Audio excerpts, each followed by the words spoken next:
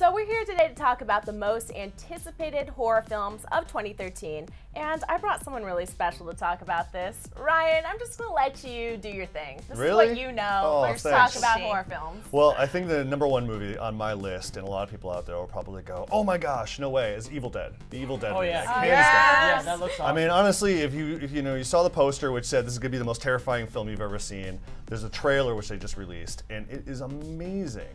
On top of the fact that it's got blood, guts, all practical effects, no CGI, a great cast, it just has a great look. I'm just really excited about it. I think we've gotten to a point where we could just go, no more, it doesn't matter. Remakes are here to stay. I'm just gonna roll with it, and I think it looks great. My most exciting part about Evil Dead is Bruce Campbell gonna be in it? Is Ash gonna come Exactly. in? Is he gonna do? Because he makes cameos, especially things with Sam Raimi. Do you think he will though? I feel like he won't on this one. I feel like he and Raimi have really been pushing this one to say it stands on its own. Unless he plays some character like in Cabin in the Woods where he's the harbinger and he's like some guy at the gas station that's waiting for the kids to go by. I have no idea. Or like maybe the the usher at the Sigourney theater in Spider-Man. Yeah. Something like that. Not letting Tobey Maguire come into the theater.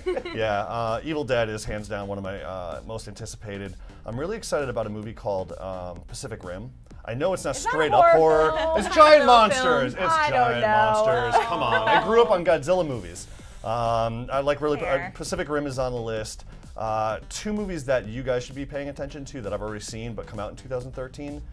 Maniac with Elijah Wood.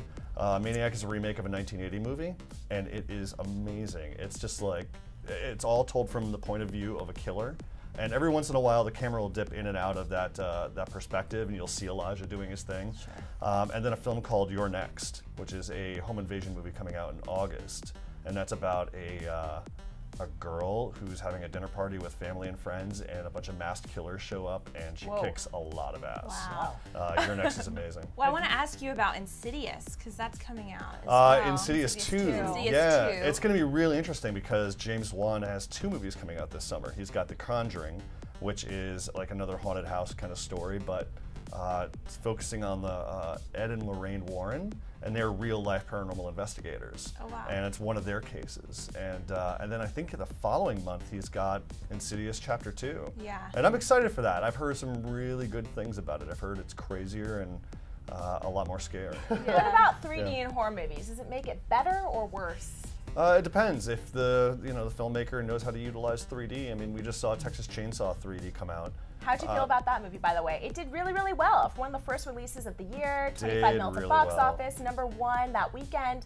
I mean, it did pretty well for a movie that I think a lot of people maybe weren't sure about. Yeah, and I think that's why it got a lot of box office dollars that weekend, is because people are curious. Look, it's Leatherface. It's one of the old school, and you could say it's one of the old school boogeymen now. They came out of the 80s, 70s, and 80s. So I think there was a sense of curiosity that kind of fueled that box office. But in terms of the 3D, it didn't necessarily need to be 3D, but the director knew how to use the camera and utilize some of the gags to, amplify the 3D and make it fun. I think 3D is all right, but it also gives you sort of there's a gratuitous aspect of it. You know, it's like, let's make this extra gory just because we can make it fly out at you. And I'm like, I don't want to see that. Plus, it's making me motion sick, not even just sick watching it. Like that stuff is gross. It's like doubly sick. Yeah, doubly sick. I feel like I'm on the teacups, but I also feel like I'm going to vomit because some dude's head just got smashed literally in my face. It wasn't that bad, by the way. I saw it and it wasn't that gross, right? Yeah, but you were terrified. I was. You were. I was so scared. She was scared. But I'm not good with horror films. Oh, well, I was just going to say, what's interesting is that I feel like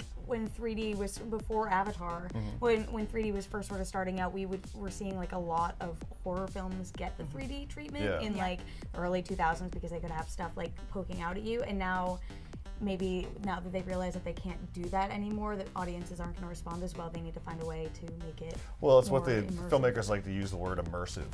It's the immersive experience. That's the way to kind of eschew any kind of like, oh, it's just for gag's sake or gimmick sake. And I feel like maybe if they could master like the claustrophobic element that makes horror movies be really scary, like the fact you aren't looking all around you and stuff like that, it might work. But well, for our final question before we move on to another topic, let's just talk about paranormal Paranormal Activity 5. It's a movie that's coming out this year, and this is a series of movies that has been around for long enough to the point where the Wayans brothers are making spoofs about it. Yeah. How do we feel? Do we need a fifth one? Yay or nay? I don't think we need I don't think fourth one either. I don't think we need it, but it has to happen. They need to wrap it up. I mean, I know there are the diehard fans that love Paranormal Activity franchise.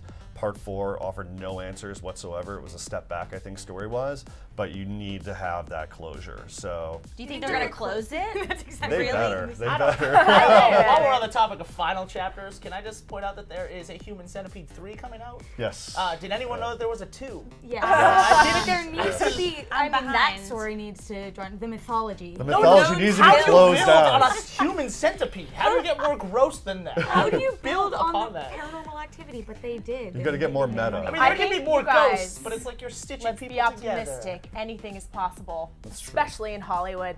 Yeah. Tell us what you guys think in the comments below. What horror films do you want to see this year? What are you excited for? Let us know what you think. Until next time, guys, we'll see you soon.